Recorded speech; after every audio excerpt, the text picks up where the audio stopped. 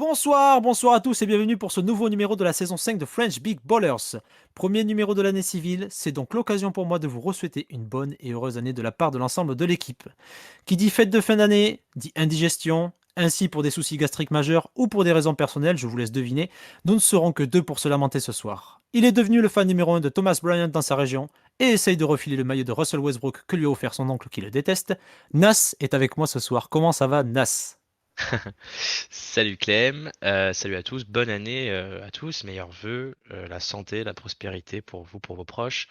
Un plaisir quand même de se retrouver. On n'aura pas fait beaucoup de podcasts cette saison, faute d'emploi du temps, tous les plus complexes les uns que les autres, faute aussi à une saison qui se prêtait pas nécessairement à la conversation, en tout cas dans de bonnes conditions et avec le sourire.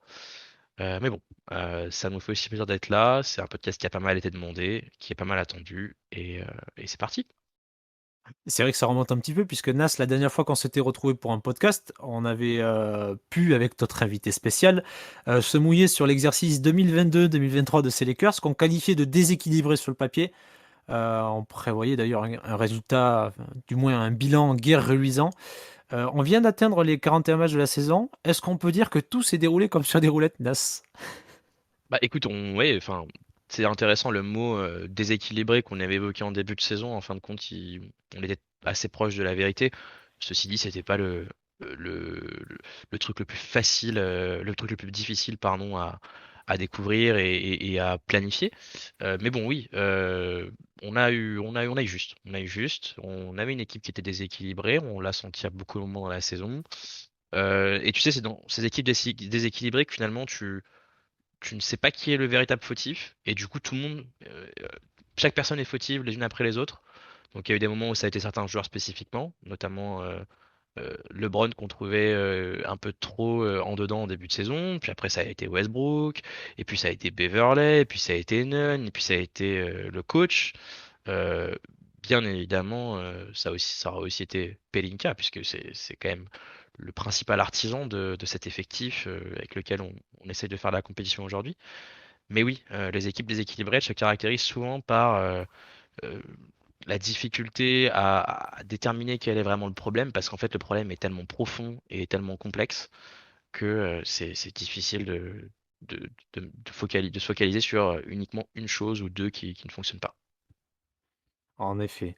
Bon, par contre, sans vouloir m'avancer, je pense que personne n'avait prévu le 2 victoires, 10 défaites du début de saison. On va revenir Oui. sur cette première partie de saison en la découpant peut-être en 3 ou 4 parties. Une première qui comprend donc ces 12 premiers matchs. De tête, je pense qu'on avait tous prévu 3 ou 4 victoires sur les 10 premiers matchs. C'était pas le cas. C'était pas le cas faute à notamment une adresse horrible à 3 points. C'est-à-dire que Mhm. même des shooters qui étaient plus que respectables la saison dernière, sans vouloir pointer du doigt, notamment Patrick Beverley, se sont trouvés. Mais c'est tout l'effectif qui s'est trouvé en dèche. On était tellement loin. On était 30e en termes de réussite à 3 points. Et il y avait des pourcentages énormes entre nous et le 29e. Nas, comment tu as vécu cette première partie de saison? Est-ce que tu étais plutôt inquiet pour la suite? Est-ce que tu pensais que ce pourcentage allait remonter et du coup les résultats s'amélioraient? Quel était ton état d'esprit à ce moment-là? Ouais, mais c'est vrai comme tu dis, finalement les équipes, que ce soit les Lakers ou d'autres, elles traversent toujours des moments où les shoots ne rentrent pas beaucoup et des moments où les shoots rentrent énormément. On aura l'occasion de parler de la période des shoots qui rentrent énormément sur ces derniers matchs. On va peut-être pas compter le dernier blowout contre les Nuggets où il y avait ni LeBron, ni Reeves, ni personne. Mais en tout cas, notamment sur la série de 5 victoires de suite, en l'absence d'Anthony Davis. Mais oui, les shooting slumps monumentales ne durent jamais trop longtemps. Mais là, quand même, ça durait. Et comme tu l'as précisé, c'était pas juste un petit shooting slump où on a dégringolé dans le classement. Là, on était vraiment bon dernier avec un pourcentage mais horrible, hein. Je crois qu'il y a eu des moments où on a été à 21 ou 22% à 3 points, notamment en moyenne globale de l'équipe, alors que le 29e était à 26 ou 27%. Donc l'écart était colossal. Mais bon, effectivement, on a quand même des joueurs qui sont capables de mettre quelques tirs. et tôt ou tard, la courbe allait finir quand même un petit peu par s'inverser. Mais bon, on a quand même remarqué que finalement, ce qui nous a commencé à faire gagner des matchs et à nous rendre compétitifs, ça n'a pas tant été le shoot à 3 points, mais je pense que je te fais un peu la transition toute venue. Ça a aussi été le niveau immense d'Anthony Davis aussi, qui nous C'est a quand ça. même lancé. Mm. Le plus frustrant sur ces 12 premiers matchs, c'est que les Lakers se retrouvent parmi les meilleures défenses de la ligue. Comme tu l'as dit, en partie grâce à Anthony Davis. Mais l'inefficacité offensive équilibre et du coup on s'est retrouvé en fin de classement à 2 sur 10. Si bien que j'ai souvenir quand même qu'à cette époque-là, euh, Bill Simmons notamment et beaucoup sur Twitter ont emboîté le pas en disant qu'il fallait absolument trade Anthony Davis pour essayer de récupérer des billes, que de toute façon c'était pas convenable parce qu'à l'époque il tournait, je sais pas, 23, 24 Ouais, c'est points ça. de moyenne, un truc comme ça. Ce qui reste une saison honnête quand tu fais 24 points, 10 rebonds, plus 3 contres par match en maintenant ta défense ton équipe, je pense que c'est quand même une très très bonne saison. Et on a eu une deuxième phase sur cette saison où Anthony Davis a passé le turbo, a passé le cap du MVP et s'est glissé tranquillement dans la discussion, je pense, pour un titre de MVP, puisque les Lakers ont enchaîné des victoires. Alors certes, contre des équipes un peu plus faibles. À l'époque, on avait joué Brooklyn comment dire, C'était pas le Brooklyn d'aujourd'hui. c'est ça. Brooklyn qui boitait gentiment. On a joué Détroit, San Antonio 2 fois. On a eu des matchs à l'arraché qu'on a perdu pitoyablement. Je pense que c'était à ce moment-là où on perd contre Indiana de 1 point là, après Ouais. avoir Il y a, mené il y a eu toute les, la il y a eu les partie. Bucks aussi, quand même. Oui, ça arrive après avec un enchaînement de 3 matchs finalement où on explose Portland. Ouais. On gagne contre Milwaukee et on s'impose largement, ou sereinement tout du moins, face à Washington. C'est peut-être cette série de matchs, cette série en apothéose pour AD parce qu'il fait 27 points, 12 rebonds contre Portland, donc il gère totalement la partie. Et après, dans son duel face à Giannis, on sait qu'il y a toujours un comparatif avec le grec. Et c'est pas peu dire que ce dernier a quand même énormément l'avantage face à Anthony Davis depuis Ah un bah. certain nombre d'années. Je me souviens des posts comparatifs qu'on avait fait. Il s'est fait foudroyer en suivant Ah bah, oui, le oui. pauvre mono-sourcil. Mais là, On 44 on points. s'était, on s'était, on s'était enflammé, on avait parlé de Tim Duncan aussi, je pense que pendant la bubble. Bref, C'est je te pas laisse fini cette continuer. histoire. C'est pas fini cette histoire. Il est remonté la pente. On va se retrouver les fans des Spurs. Non, mais c'est vraiment cet enchaînement-là où on sentait Anthony Davis monter en puissance tranquillement sur les rencontres précédentes, à gober du rebond et du rebond défensif contesté, puisqu'il y a la philosophie de Darvin Ham, c'est de l'associer avec 4 joueurs les plus petits possibles. Enfin, grosso modo, c'est ça. Et donc, face aux Bucks, gros test, et Anthony Davis finit donc avec 44 points. Ah 44 oui, points, oui. 10 rebonds, 4 passes décisives, 3 blocs, grosse domination. Monumental dans le quatrième carton. Ouais, que ce soit à l'intérieur, que ce soit à distance, même c'est à ce moment-là aussi où finalement quand il trouve son rythme à l'intérieur, qu'il est intenable sur pick and roll, qu'il prend des rebonds offensifs, qui finit malgré la faute, c'est là où ça lui libère des positions de shoot et il est en confiance et il les met en Oui. fait. Mm. On se demandait si c'était un petit éclair ou tout du moins la fin de cette série bouillante. Non. Finalement, Porzingis, il va prendre 55 points sur la tranche le lendemain. Ouais. Enfin, du moins le lendemain, 2 jours après, dans un match sans défense, parce que c'est pareil, je sais plus combien on gagne contre Washington, mais on se fait Enfin, je me souviens avoir fait le live tweet de ce match. Ouais, c'était 119-130. Ouais, c'est ça. C'était maîtrisé pendant la mi-temps et après, comme souvent avec les Ouais. Lakers, le troisième quart-temps ou tout du moins la deuxième mi-temps pour élargir un petit peu à nos faillites dans le quatrième quart. Cette Mm. deuxième mi-temps, elle est très très compliquée pour ces Lakers qui reviennent mal du vestiaire. Je sais pas, je sais pas. Ouais, alors ça a été quand même effectivement un gros souci des Lakers sur cette première moitié de saison 22-23.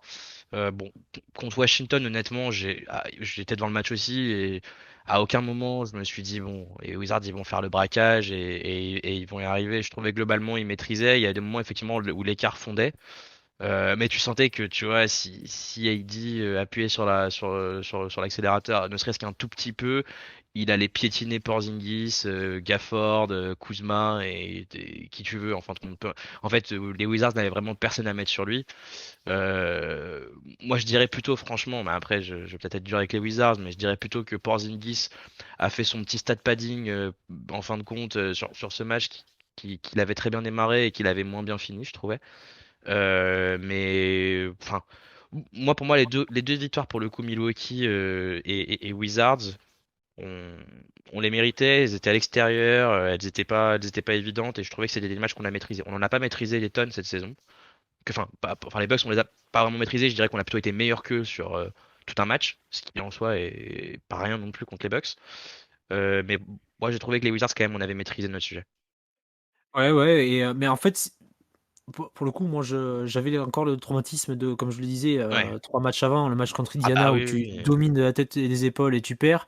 Pareil, un peu plus tôt dans la saison, où on reçoit Cleveland et on fait un très joli match où tu joues une très jolie première mi-temps et Ouais. après on se fait foudroyer par Bah, Donovan il Mitchell. y en a eu plein, hein. Il y a eu les Clippers. Euh, C'est le match qu'on perd 103-97 là en début de saison, dans le 10e match de la saison par là à peu près. Il y en a eu beaucoup, hein, franchement, même il y a eu les Wolves aussi. En fait, il y a eu les Kings, comme je crois que tu l'as déjà précisé. Il y a eu les Suns aussi. Enfin, il y a eu quand même un paquet de matchs qu'on a laissé filer et qui fait qu'avec un peu plus de réalisme, un peu plus de mental, on n'aurait pas le même bilan aujourd'hui et peut-être que notre discours serait pas du tout le même arrivé dans ce podcast. c'est ça, c'est ça. Moi, Et il dit, bah, vas-y. juste ce que je remarque un peu sur notre moitié de saison, c'est que ça aurait été une saison où ça aurait été stretch de lose, stretch de win, stretch de lose, stretch de win, stretch de lose. Tu vois? Euh, il n'y aura pas eu de juste milieu. On aura soit connu des séries de 3, 4, 5, 6, 7 défaites d'affilée et des petites séries de 3, 2, 3, 5 victoires, tu vois. Mais voilà, c'était assez particulier comme saison. J'allais y venir du coup, puisque le fil rouge ici sur cette série de victoires, et tout du moins ce passage où les Lakers redressent la tête, c'est certes une efficacité ou une réussite à 3 points qui redevient dans la normale, voire au-dessus de la moyenne, Insolente, par moment. mais surtout un Anthony Davis étincelant, et ça se Ouais. voit aussi au nombre de lancers francs qu'il obtient à ce moment-là. Il est intenable dans la peinture. Il prend Bah, des il fautes obtient dans tous les enfin sens. il obtient enfin le coup de sifflet qu'il méritait la saison dernière, je trouvais, qu'il n'avait pas suffisamment, la saison d'avant aussi. Voilà, là, il est à fond à l'intérieur, il va chercher le contact, il va chercher les paniers au cercle, il enfonce en fait tout le monde. Et les arbitres, il a enfin le coup de sifflet qu'il mérite, quoi. C'est ça. Il enchaîne 3 nouveaux matchs à 30-10. Mm. Un match cruel contre Boston où il rate les lancers francs Eh oui, décisifs et où on s'incline. Avant que malheureusement il se fasse rattraper, du coup, Nas, le match d'après c'est contre Denver. Et sur un drive face à Jokic, alors, on va pas parler de fracture du coup, mais c'est une stress injury. ouais, Donc c'est comment dire, une blessure de fatigue. On est avant l'état de fracture, sinon il aurait été arrêté plusieurs mois.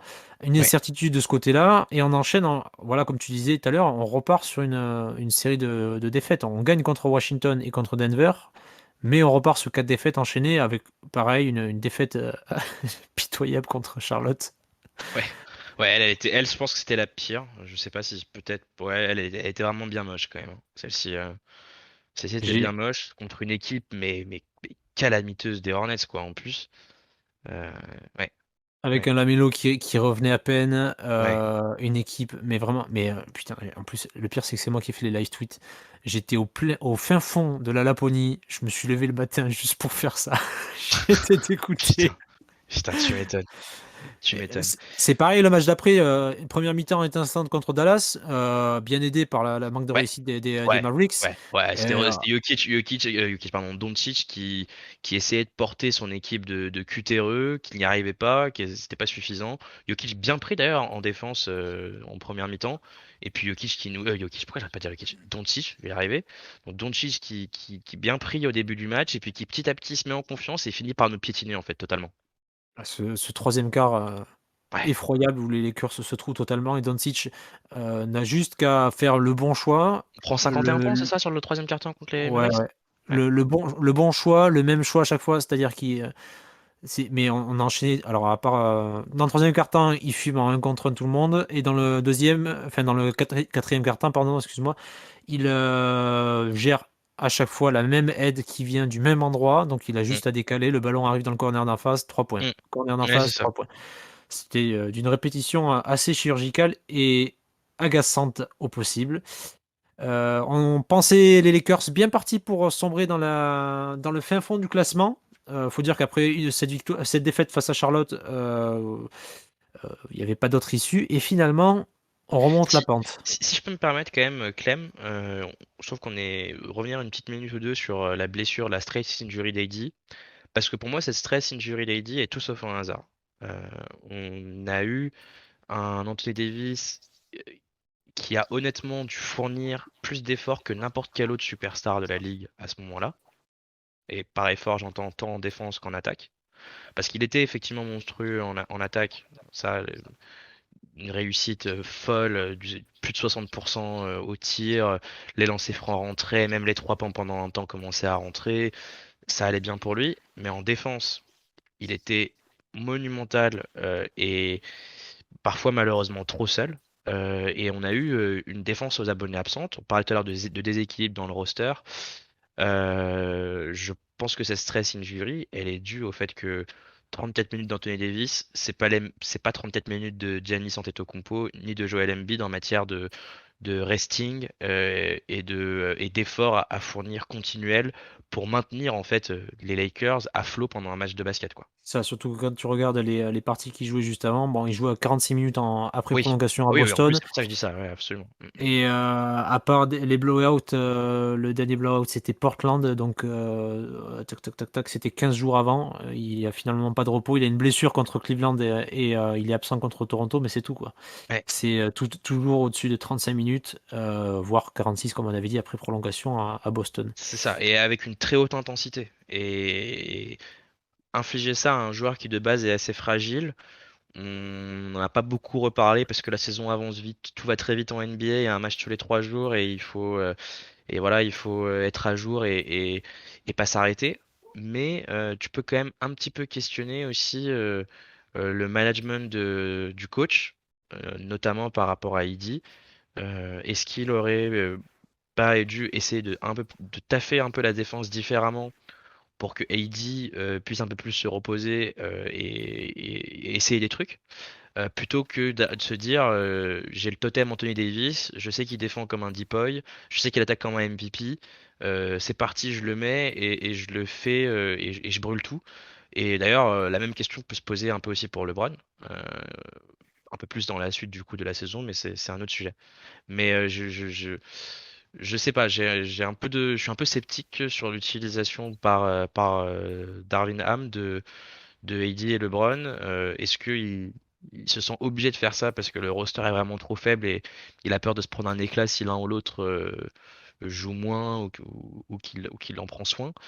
Toujours est-il que voilà, cette blessure d'AD, pour moi, elle est tout sauf aléatoire et elle représente vraiment la saison des Lakers et sa saison dans une équipe faiblarde, quoi. Du coup, Nas, pour revenir à la situation, si tu le disais tout à l'heure, on a enchaîné les séries de victoires et de défaites. Après ces 4 défaites, et donc cette dernière face à Dallas, certains parlaient déjà de couper la saison, de Ah s'arrêter oui, bah là, oui.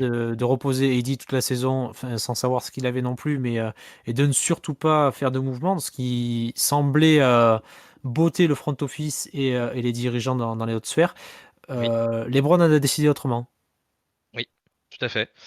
Bah là, on a eu, alors nous qui pensions en fait dans le marasme des Lakers que LeBron, enfin, qu'on assistait finalement au downfall du roi, en se disant ça y est, il est plus tout jeune et ça se fait sentir et ça tombe très mal parce que on a besoin de lui à son meilleur niveau.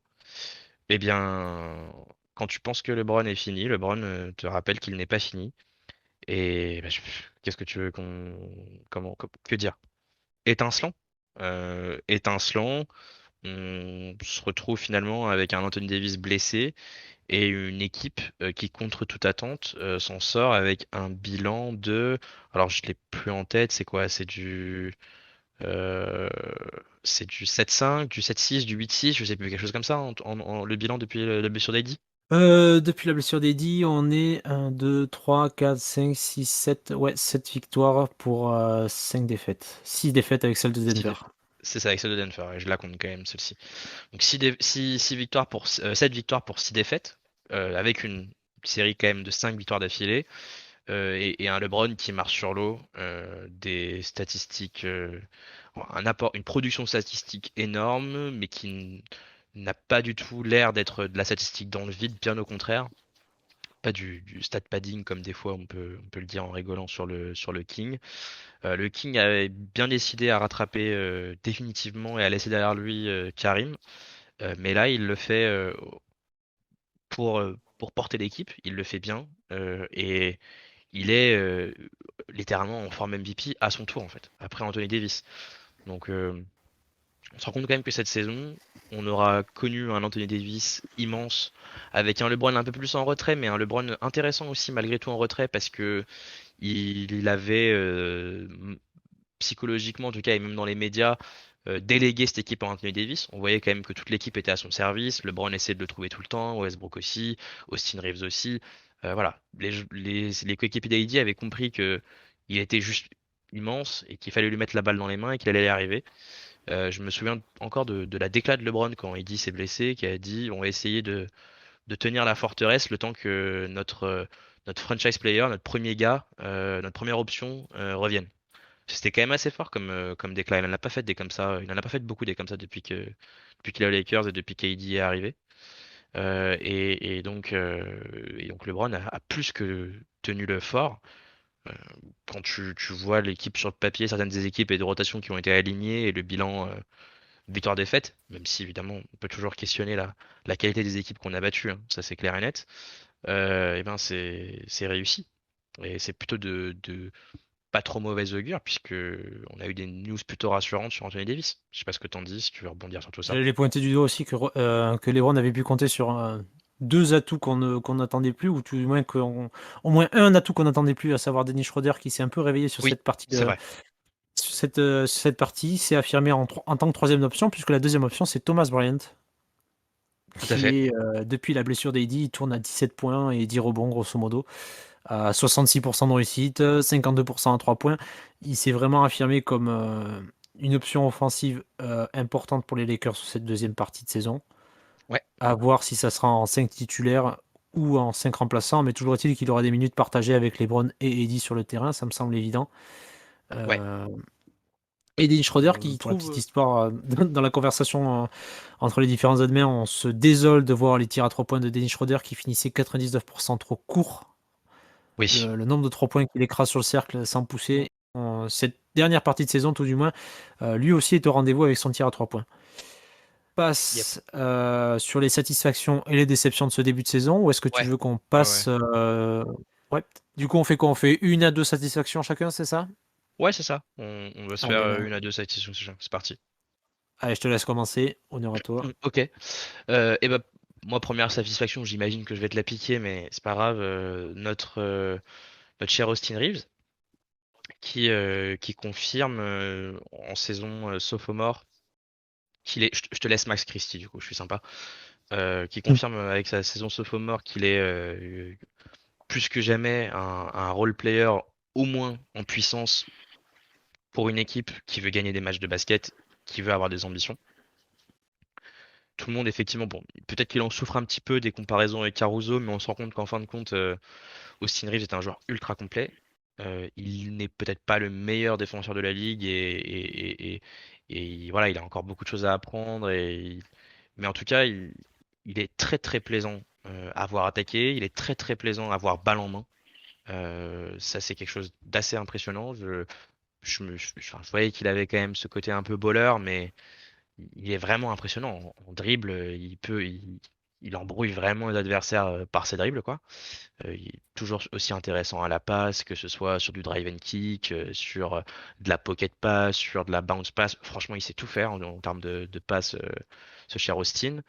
Bon, il a eu un peu plus de mal sur toute fin de première partie de première saison, dernière partie de première saison, pardon. Ce qui a fait que il était dans le club des 50, 40, 90 et il n'y est plus. C'est pas dit qu'il y retourne pas d'ici la fin de la saison. Mais en tout cas, voilà, il doit tourner à 11 points de moyenne sur la saison, ce qui est quand même pas mal pour un joueur qu'on n'imaginait pas nécessairement dans la rotation tout court. Ou en tout cas, vu le nombre de guards qu'on avait dans ce roster, c'était pas dit qu'il jouait beaucoup. En fin de compte, il a fait son trou, bien aidé par la nullité de Kendrick Nunn aussi sur le début de saison, faut le dire. Euh, mais oui, satisfaction Austin Reeves. Et puis, C'est- si je devais... Pardon, vas-y. J'allais dire, c'est à se demander quand même. Donc, on le voyait en début de saison. J'ai souvenir qu'on avait quand même parlé comme un titulaire et comme un complément important de LeBron, ce qu'il a continué de confirmer. Et ça, comment dire, ça contrastait avec le niveau affiché par les titulaires qui étaient devant lui, à savoir Patrick Beverley et, Dennis Schroeder, qui étaient en dessous de tout, alors qu'Austin rayonnait. Ouais, Comme tu le disais, on le savait bon sans le ballon et capable de créer pour autrui, donc être un deuxième créateur.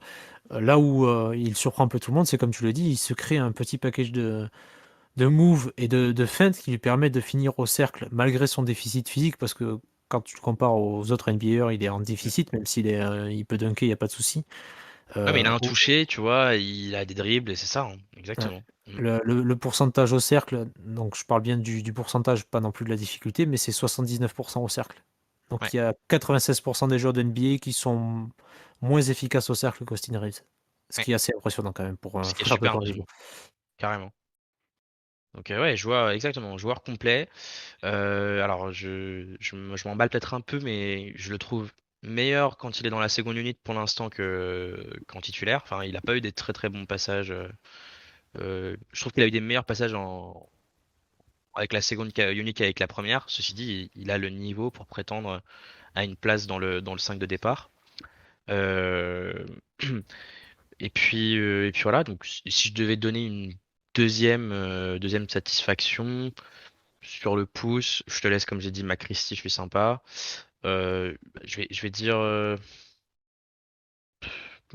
peut-être finalement le regain, on va dire, de Patrick Beverley qui avait très très mal démarré sa saison. J'étais le premier à énormément le critiquer sur le compte, notamment sur Twitter, parce que c'est vrai qu'il faut le dire, en début de saison, c'était l'un des pires joueurs de la NBA. J'ai pas peur de le dire et je le répète encore aujourd'hui, son niveau était trop trop trop médiocre.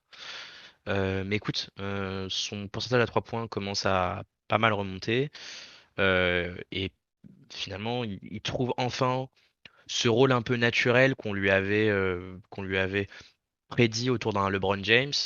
C'est le type de role player quand même qui se greffe facilement à un mec comme LeBron. Et si le tir rentre, c'est quand même un bon point de l'avoir avec toi.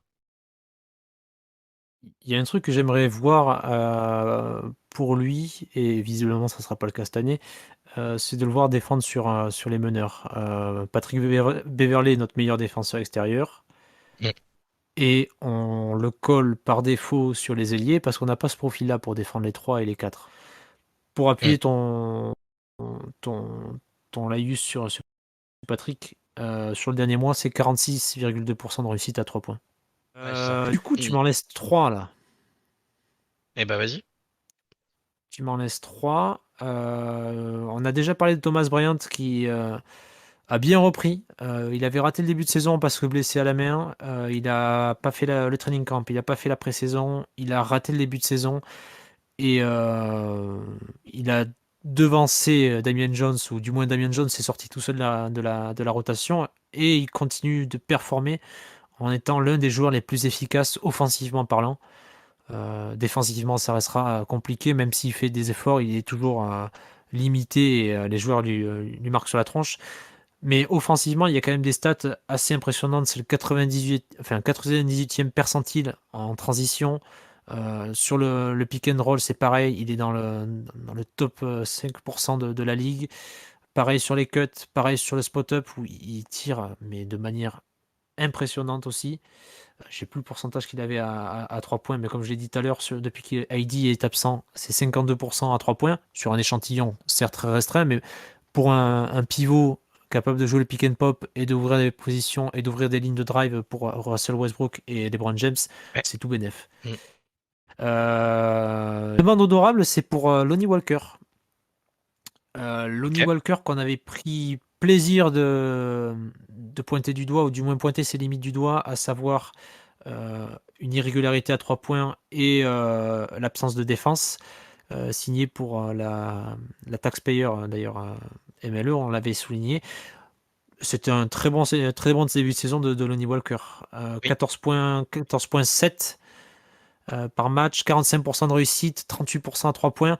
Euh, on l'a vu faire des efforts en défense en début de saison. C'est un peu plus compliqué sur les derniers passages. Moi, je retiendrai quand même sa capacité à aller au cercle Vraiment. très facilement avec son athlétisme. Et ouais, c'était vraiment le troisième élément du roster derrière LeBron et AD avant que ce dernier se blesse. En fait, Donc c'est. vraiment un point Mm. positif. Je dirais que Lonnie, on l'imaginait un peu comme un Malik Monk quand on l'a signé, et finalement, il s'est plus rapproché de KCP que de Malik Monk dans l'idée. Si on se place sur ce guard qui vient suppléer le duo LeBron AD, quoi. C'est ça, ouais. C'est ça, c'est ça. Mm. Donc Après, à voir voilà, il a quand ce même, qu'on en comme tu fera. disais, des limites défensives, notamment par sa taille. Et alors, parfois, je pense à tort, mais bon, c'est un constat froid. Sorti quand même du closing lineup. Il finit pas les matchs. Il les finit très rarement, à moins qu'il y ait une hécatombe de blessés dans l'équipe. Donc c'est quand même un joueur qui monte ses limites et compliqué maintenant tout de suite de se projeter sur le risque de faire jouer Lonnie longtemps pendant des playoffs, notamment. Voilà, c'est peut-être ce que je soulignerais le petit bémol sur le nid. Mais oui, oui, joueur impressionnant. Alors, là où je suis un peu triste concernant le nid, j'en ai déjà un peu parlé sur le compte, c'est que je trouve aussi qu'on le bride. On l'a transformé petit à petit au fur et à mesure que la saison avançait en spot-up shooter. Alors que, bon, ok, il s'est trouvé un tir, tant mieux pour nous, et, ça rentre et c'est génial. Mais ce mec a quand même des véritables, comme tu le disais, qualités athlétiques et qui est capable de bousculer en transition une équipe adverse sur le drive, etc. Même sur demi-terrain d'ailleurs. Et je trouve que voilà, on se passe un petit peu de ça et on a du coup foutu un peu le nid aux oubliettes. Et si je peux me permettre une dernière remarque avant de te laisser finir sur Thomas Bryan, puisque j'ai pas eu le temps de rebondir, euh, il faut quand même qu'on dise, qu'on parle un peu de cette saison de Russell Westbrook, qui peut-être qu'on en parlera un peu plus tard, mais concernant Thomas Bryant, sa relation avec Westbrook et avec LeBron, mais surtout avec Westbrook, est très naturelle. Je sais pas si les deux ont beaucoup joué ensemble aux Wizards, peu importe. Mais en tout cas, c'est très fluide entre les deux. Et l'insolente réussite de Thomas Bryant, je pense que l'excellent playmaking de Westbrook avec lui est tout sauf un hasard et l'aide beaucoup aussi à se trouver des positions. Mais tu n'as pas cité Russell Westbrook dans tes satisfactions. Pourquoi ça, Nas? Ah, est-ce que tu as une dernière satisfaction ou tu veux qu'on parle un petit peu de Westbrook? Moi, Oui, je suis chaud qu'on fasse quelques petites minutes sur Westbrook après. juste vite fait, tu parlais de Lonnie Walker, de la difficulté de l'imaginer sur de longues séquences en playoff. Ben, il y a un joueur que j'aimerais bien voir en playoff sur de longues séquences, c'est Max Christie. Oui, bah oui. Le rookie drafté au second tour, donc qui sort de la sublime fac de Michigan State. On l'avait dit dans le podcast de présentation, on l'attendait pas avant 2 voire 3 ans. Ce qui est dommage vu qu'il est signé sur 2 ans parce que Rob Pelinka ne sait pas maîtriser le CBA. Mais plus sérieusement, il s'est montré, du moins il a confirmé la réputation défensive qu'il avait avec du moins les capacités athlétiques qu'il avait pour défendre sur les meneurs et les arrières. Ça, c'était le premier point, le premier motif des minutes qui lui étaient données par Darvin Ham. Et le deuxième, c'est la sanction constante apportée sur le 3 points. 45% sur catch and shoot. Donc il sort et rentre de la rotation, il passe par la J-League, c'est normal, c'est l'apprentissage, c'est un joueur de 19 ans, mais aucune inquiétude pour lui, et c'est vraiment une très bonne saison rookie pour le moment pour Max Christie, pardon. Ouais, ouais, mais pareil, hein, un peu comme Austin Reeves, joueur soit, enfin, récupéré un peu en, on va dire en patchwork en fin de draft ou pas. Joueur auquel par exemple on s'attendait pas spécialement à ce qu'il ait ce profil shooter. Alors autant Austin Reeves, ça fonctionnait pas nécessairement bien pour ça pendant sa saison rookie, mais c'est un travailleur, il revient deuxième saison avec un shoot qu'il a amélioré l'été. Autant Max Christie, on voit que le mec en fait juste il utilise l'agility pour s'améliorer. Il doit pas mal travailler à côté. Et finalement, il a ce shoot à 3 points qu'on lui imaginait pas vraiment au moment où on l'a drafté, au moment où on se projetait sur lui. On se disait, bon, ce sera il a tout pour être un défenseur super intéressant, à voir comment on va l'utiliser. Et là, tu te dis, il est un défenseur, il est déjà un défenseur très intéressant. Et en plus de ça, il a ce côté spot-up shooter où en transition, il peut courir, aller au corner, attendre un ballon et potentiellement te claquer un trait, quoi. Donc super intéressant. Vraiment, ça c'est. On a beaucoup de chance par rapport au scouting en tout cas. Bon, on parlait de spot-up shooter capable de claquer un trait en transition. La transition est faite pour Russell Westbrook, non, Anas? Ouais, transition parfaite. Écoute, si tu veux, je peux commencer rapidement. On peut parler un peu de ce qu'il a fait sur cette première partie de saison. Bon, honnêtement, ça avait pas bien démarré. Ça avait pas bien démarré pendant un certain temps. Le body language était pas fou. Les turnovers étaient en pagaille. Et l'efficacité, et surtout l'efficacité, était vraiment vraiment mauvaise. Pas simplement en dessous de ses standards à lui, mais vraiment en dessous des standards tout court de ce qu'un un joueur comme Westbrook, en tout cas une troisième option, doit faire dans une équipe NBA. Il y a eu des moments où vraiment on s'est dit putain là ça va vraiment pas. Et là on est en train de c'est pas bon et c'est pas possible et c'est pas supportable. Et il y a eu des moments où, en tout cas j'écoute pas mal de podcasts sur les Lakers assez régulièrement, notamment celui de Silver Screen and Roll qui est très intéressant. Et eux, parfois, ils étaient assez catégoriques, notamment Anthony Irwin, sur le fait de dire, en fait, si c'est pour qu'il soit aussi nul et qu'il l'handicape autant l'équipe, autant le renvoyer chez lui et juste ne pas le faire jouer, parce que là, c'est simplement pas possible, quoi. Et donc, il y a eu vraiment des très bas, des moments très bas. Il y en a eu des un peu plus hauts. Voilà, il s'est quand même plutôt repris sur l'efficacité un peu et je pense plutôt sur un rôle aussi de playmaker pur. Darvinham a quand même trouvé petit à petit la recette en le faisant sortir du banc. Il a essayé des choses. Tout n'a pas forcément marché. Je pense que Darvinham est aussi limité par tout simplement le joueur en fait. Le joueur et et l'environnement enfin plutôt et l'équipe dans lequel le joueur est, les dispositions, les attentes et ce qu'il faut en fait autour d'un duo LeBron et AD. Voilà, je pense que c'est une introduction un peu longue, un peu peut-être, mais peut-être pas forcément exhaustive, si tu as des choses à rajouter.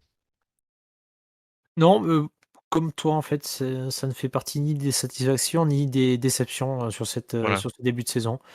Hem, J'aurais tendance à tempérer, sans vouloir être méchant, heu, parce que du coup, effectivement, tu le dis que le playmaking est ultra important. Ce qu'il apporte à la création, fait de lui, comme les saisons précédentes et comme l'année dernière aussi, un des playmakers les plus efficaces de la ligue, que ce soit en volume, que ce soit en qualité, il se retrouve toujours au top. Donc là, il a encore augmenté un petit peu le standard par rapport à la saison dernière. Euh, mais si on occulte ce côté-là et sa capacité à augmenter le rythme des Lakers et à parfois lancer des runs, on reste sur un défenseur friable et irrégulier, un joueur incapable de sanctionner à 3 points quand il est ouvert, et un joueur qui finit difficilement Ouais, les drives qu'il entreprend. ouais. On a finalement les difficultés qui étaient déjà affichées l'année dernière pour lui. Oui, en fait, c'est ça, et Et c'est on, pour ça re- qu'on peut pas. et on retrouve des Mm, pourcentages même moins bons que ceux de l'année dernière, tu vois. C'est un peu le paradoxe. euh, ouais, c'est ça. Tu vois le même avec Homer Simpson qui se fout des pinces à linge dans le dos Ouais, pour avoir la peau du ventre tendu, mais c'est ouais, un peu ça, quoi. Le fait qu'il soit passer sixième homme, et je pense que beaucoup, et moi le premier, on a moins d'attentes Oui. à son sujet, donc on est moins déçu par ce qu'il peut apporter. Enfin, oublions pas qu'on parle d'un joueur qui touche 47 millions cette année, qui était censé être l'option 3, mais une très très bonne option 3 de l'effectif, quoi. Non, mais oui, oui, Donc, oui. ni une déception, comme je le dis, c'est pas, il ne coule pas la saison des Lakers, ni une satisfaction. Il y a des phases de haut, il y a des phases de bas, comme un role player plus, si on peut pousser l'idée, mais voilà, ni déception, ni satisfaction de mon côté, quoi.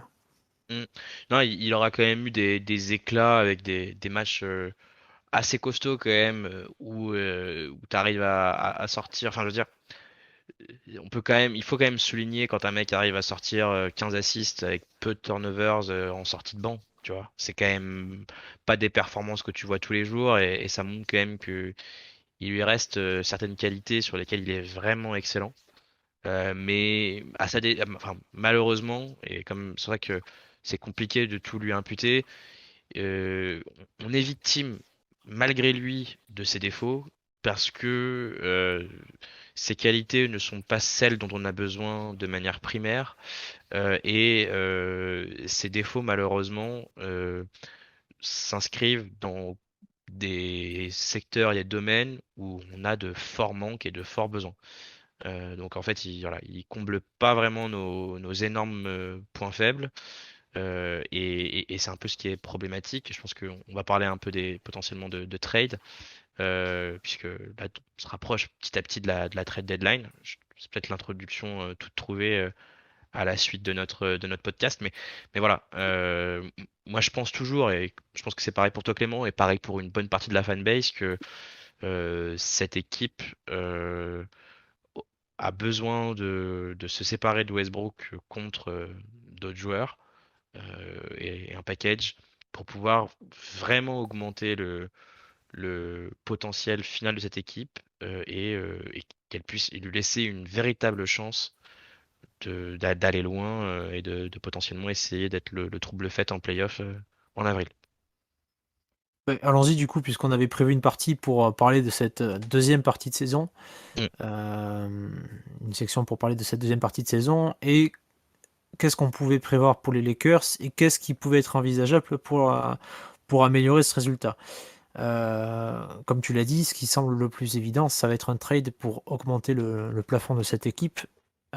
Et le trade qui avait été notamment évoqué en début de saison, c'était le trade qui envoyait Russell Westbrook à Indiana avec 2 tours de draft contre Buddy Hield et Miles Turner, 2 joueurs qui se démerdent pas trop mal sur ce début de saison du côté d'Indiana, puisque tout le monde voyait Indiana tanker, mais c'était sans oublier Miles Turner qui se mue en joueur meilleur défenseur de En l'année. quasi All-Star en fait, hein, C'est ça. ouais, Avec franchement, Buddy Hield qui continue d'allumer comme un tabanas et Tyrese Haliburton qui se mue en Chris Paul 2.0.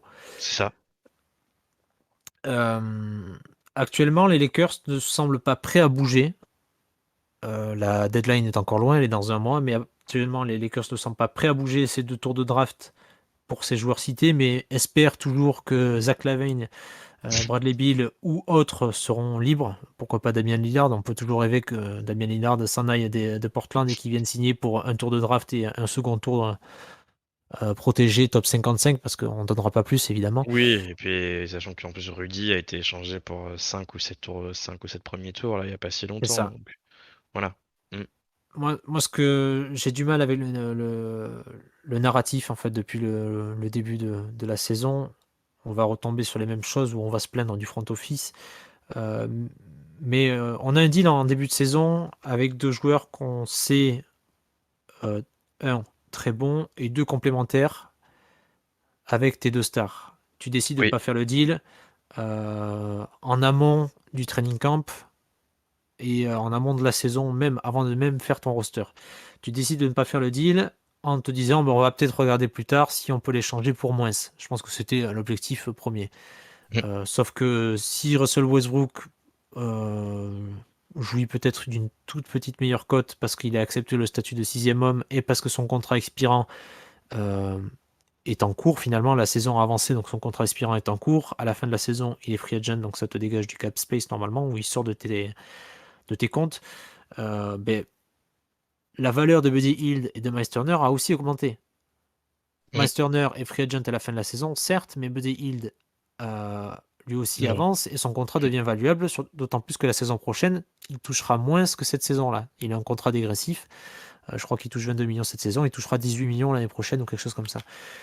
Et pour Buddy, tu l'as déjà un peu dit, mais on parle d'un mec qui est probablement le meilleur shooter à 3 points de la ligue actuellement. C'est ça. Mm.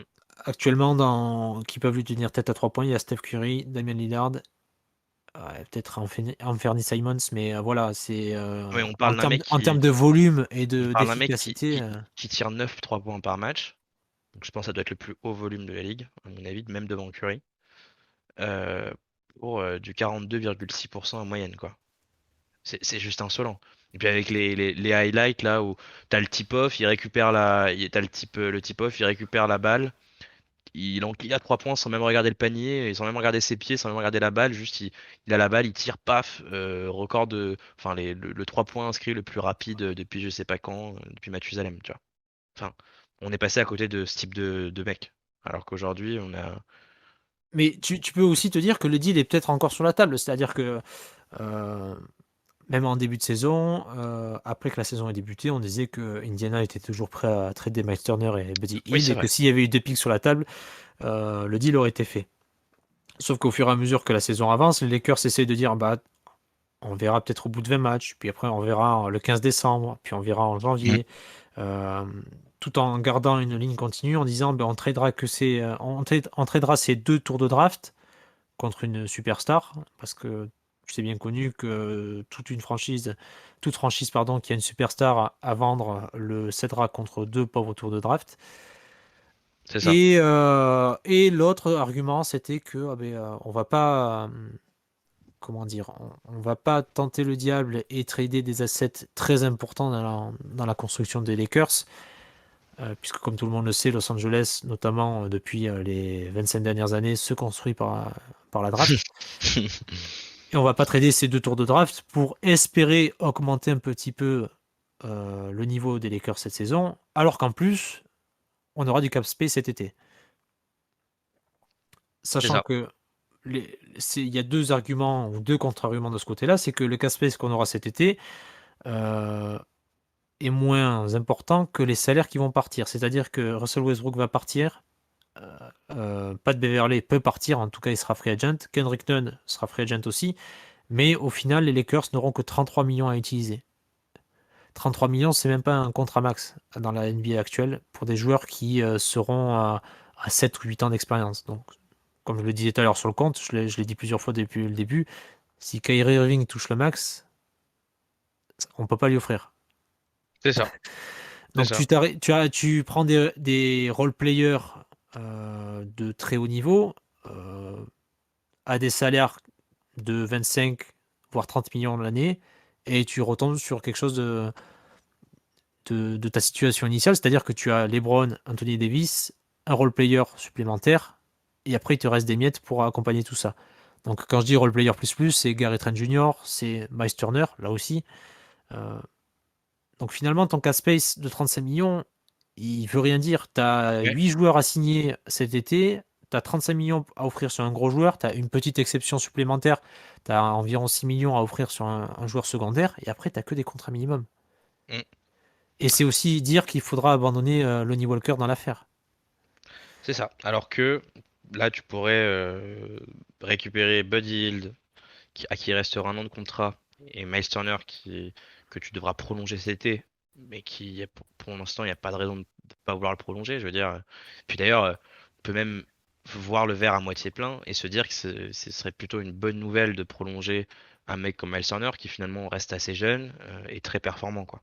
Donc, 26 ans. C'est pour ça que j'ai du mal quand on dit que on ne veut mm, pas, comment dire, mettre en péril le futur des Lakers. Je veux dire, mm. en 2027, Miles Turner, il a 31 ans, quoi.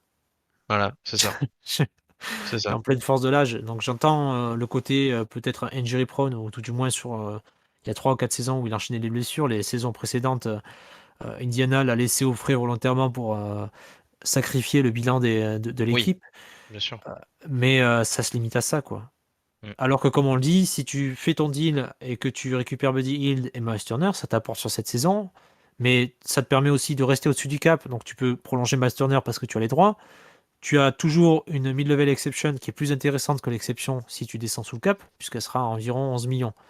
C'est ça. 11 millions, ça te laisse de quoi prolonger soit Lonnie Walker, soit Patrick Beverley, soit les deux si tu arrives à vendre à Patrick Beverley qu'il a été nul cette saison et qu'il peut tenter d'avoir un titre l'année prochaine avec les Lakers. Je veux dire, tu peux quand même constituer un effectif assez conséquent sans redescendre sous le cap. C'est Je ça. pense que tu peux construire un effectif plus conséquent en restant au-dessus du cap qu'en passant en dessous et avoir tes 35 millions. Ouais. Ah bah oui, oui, mais ça c'est même, enfin c'est même sûr, hein. Tu l'as expliqué assez facilement par A plus B, c'est assez facile à comprendre pour le coup.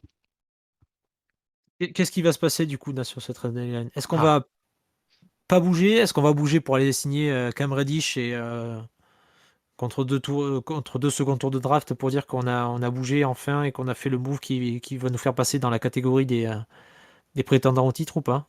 moi, Qu'est-ce que tu vois sur cette draft? seul truc qui me Sur fait un cette peu peur, deadline? ouais, seul truc qui me fait un peu peur, ce serait qu'on bouge pour finalement pas bouger Westbrook et juste par exemple aller récupérer soit Buddy, soit Miles Turner en cramant un seul pick des deux.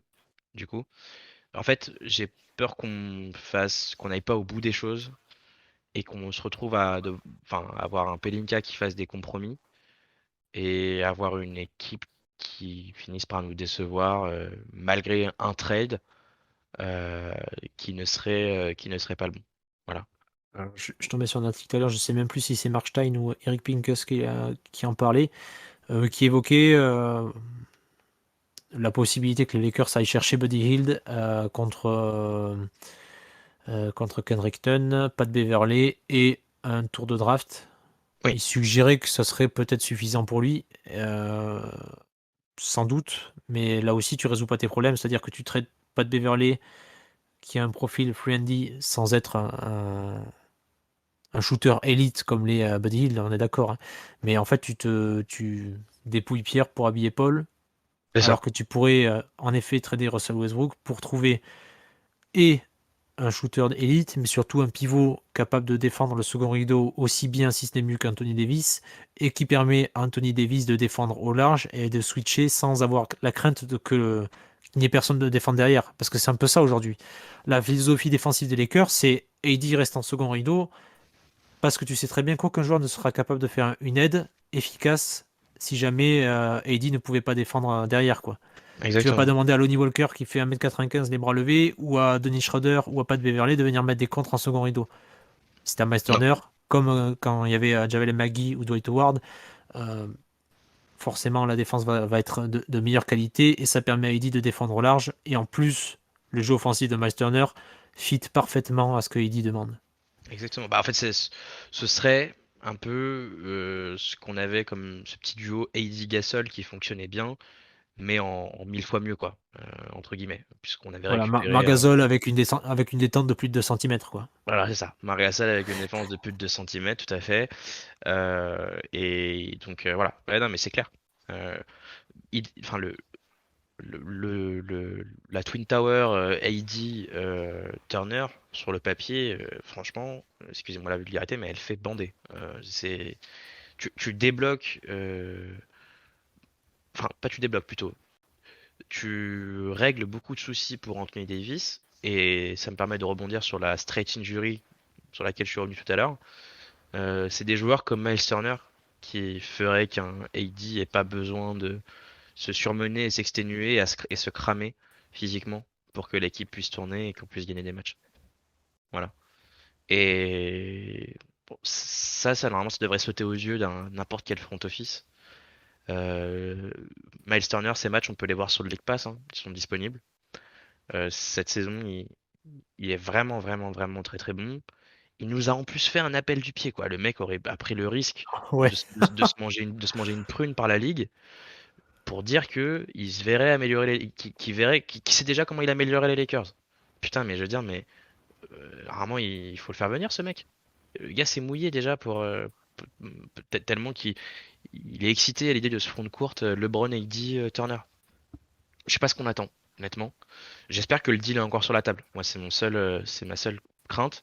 Parce que comme tu as dit, les deux joueurs, ils ont joué. Indiana est une équipe qui finalement tourne pas trop mal, hein, quand même. C'est plutôt une équipe plutôt honorable de la conférence Est.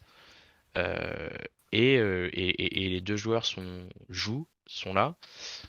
Et honnêtement, je suis même plus sûr aujourd'hui que Westbrook plus deux pics, même non protégés, valent ces deux joueurs, hein. Enfin, je sais pas. Mais je me demande si c'est même pas trop tard en fait. Et là, si c'est trop tard, mais là c'est les regrets monumentaux. Et pour ça, tu mérites. Je parle du pire, hein, mais tu mérites que LeBron demande son trade à la fin de la saison, quoi. Si ça arrive, là, on peut s'en vouloir qu'à nous-mêmes. En tout cas, Rob Pelinka peut s'en vouloir qu'à lui-même. Et les Bastos qui commencent à envoyer les Browns aussi en Ah bah conférence de ouais, presse. bah bien sûr, bien sûr. Il est pas content. Mais ouais, c'est vrai que pour cette deuxième partie de saison, du coup, si on résume un petit peu le truc, je pense que cette équipe a quand même le moyen, sans trade, d'aller en play-in. Mais je pense que cette équipe se fera arrêter par n'importe quelle équipe un petit peu solide qu'elle rencontrera en playoff. Parce que finalement, on se rend quand même compte que les bons coachs arrivent très très vite à révéler les limites des Lakers. Et un joueur comme Russ est aujourd'hui assez facilement exposable par les adversaires. Et voilà, on sera limité tôt ou tard par tout ça. Là, c'est même plus vraiment une question de body language, d'attitude, de problèmes qu'il a eu avec les fans la saison dernière, etc. pour Westbrook. Là, on n'est plus vraiment là-dedans parce que il a accepté un rôle un peu plus minime dans l'équipe. Et comme tu as dit, nos attentes aussi ont forcément un petit peu baissé. Mais là, c'est vraiment juste du terrain pur. Je pense tu l'as déjà dit et je te soutiens là-dessus. Je pense qu'on serait capable de compenser une bonne partie du playmaking que nous apporte Russell Westbrook si jamais il venait à partir. Et je pense il y a énormément de secteurs qu'on pourrait bonifier en le faisant partir pour un package comme celui de Turner et Hield. Après, je pense que ceux qui nous écoutent vont nous dire, mais est-ce que c'est le seul package que vous voyez pour améliorer l'équipe? Évidemment, il y a Bogdanovic sur la table. Sauf que c'est pas lui qui te fera partir Westbrook, qui viendra améliorer ton équipe. Mais tu auras toujours un peu cette limite dont tu parlais de vouloir viser la free agency avec tes 33 millions en poche, quoi. Tu reviens finalement toujours sur le même problème. En fait, parfois en NBA, il vaut mieux avoir plusieurs contrats que tu peux d'ailleurs utiliser comme asset pour trade que de vouloir tout vider et finalement pas avoir de joueurs sur qui foutre ton pognon. C'est exactement ça. T'avais vu la rumeur qui disait que les Lakers n'avaient pas de département ou de joueurs, enfin de joueurs, de personnel affilié au scouting des joueurs présents dans la ligue? C'est-à-dire que tu as des scouts qui vont voir des joueurs NCAA ou des joueurs à l'étranger pour les drafter un peu plus tard pour le compte des Lakers, mais tu n'as aucun personnel dédié à l'étude des joueurs adverses pour Bah, évaluer quel joueur pourrait te renforcer, ce genre de choses. je sais pas, j'ai pas vu cette rumeur passer, mais honnêtement, elle ne m'étonne guère parce que le silence limite, enfin ultra frustrant qu'on a eu nous fans des Lakers concernant notre front office sur cette première partie de saison. Honnêtement, ça m'étonne. Enfin, ta rumeur ne m'étonne pas beaucoup. Il faisait le lien avec le recrutement de Mike Muscala. Ah bah, C'est Zubac qui avait fait un interview et Zubac dans l'interview il dit Mike Muscala il sort un excellent match contre nous et 3 jours après il est tradé et Mike Muscala arrive aux Lakers tu vois ouais. et il disait putain ils ont juste vu le match ils l'ont signé sur ça et en fait ouais je crois que c'était Cranji qui avait confirmé que actuellement dans l'organigramme il n'y avait pas de département de scouting des joueurs professionnels donc des joueurs de NBA. Ouais, tu Voilà, vois. c'était sympa et très encourageant pour l'avenir. Ouais, très frustrant. Qu'est-ce qu'on te souhaite, Nas, dans le mot de la fin, là? Ah, ce qu'on se Qu'est-ce que souhaite tu pour veux? les Lakers, évidemment, je pense que tu seras d'accord avec moi, qu'on aille chercher Buddy et Miles. Je pense nous on fait partie de l'équipe et on parle au nom de Ben et d'Adri on est plutôt accordé là-dessus. on a envie que ce trade se fasse, on a envie que les firsts soient bazardés. Est-ce qu'il le serait avec ou sans protection? Honnêtement, maintenant, je me pose même plus vraiment cette question quand tu vois le niveau affiché par LeBron et même le niveau affiché par AD et le fait qu'on va récupérer AD et que on peut potentiellement avoir un duo vraiment, vraiment très, très costaud. Moi, je pense qu'il faut faire le trade. Et de toute façon, finalement, ce qui est un peu triste, c'est que cette saison, c'est un peu la copie quasiment de l'année dernière d'un point de vue du ballon. C'est une équipe déséquilibrée, faiblarde, et des regrets parce que t'as un LeBron qui est monstrueux. Et en l'occurrence, pour cette année, même un AD qui est monstrueux. Donc c'est limite encore pire. Donc voilà, ce qu'on peut souhaiter pour moi, c'est un trade. Euh, et puis surtout une bonne santé pour AD pour la suite de la saison. Voilà, il a joué 25 matchs sur 41. C'est pas énorme, c'est pas non plus calamiteux. On peut s'imaginer qu'il finisse sa saison à 60-65 matchs. Peut-être pas 65, ça peut être un peu compliqué, mais 60 au moins. Ce qui serait OK, quoi. Oui, on est loin des saisons à injury. Voilà. Enfin, On est, on est loin des saisons à 20, 30, 40 matchs qu'on a eu jusqu'ici. c'est ça, sur les 2 dernières saisons où c'était Mm. assez difficile à supporter. Ouais. Oui, on peut souhaiter du renfort. Moi, je souhaiterais qu'on donne 35 minutes de temps de jeu à Cormac Karl Christie Jenner, mais bon, ça c'est autre chose. Ouais, Il est devant ça quand même. à la limite, ça, il y a peut-être François Ruffin qui peut le demander. Mais de l'autre côté, ça va être compliqué. Le pire, c'est que c'est quand même notre meilleur défenseur extérieur et c'est le seul qui fait 1,98 m, quoi. Ouais, ouais, C'est bah ouais, terrible. c'est terrible. Bon, Nas, on se quitte sur ça. On se donne rendez-vous quand? Le Euh, lendemain des déceptions, après la trade deadline? ouais, c'est ça. Je pense que après la trade deadline, il faudra qu'on se retrouve et qu'on fasse le bilan. Et d'ici là, on vous souhaite bien du courage et bien du plaisir devant vos chers Lakers préférés. On se retrouve sur nos live tweets, les tweets incendiaires, et peut-être sur un podcast histoire si un jour je décide à le monter. Yes, Allez, bonne sir. soirée à tous. Bonne soirée à tous.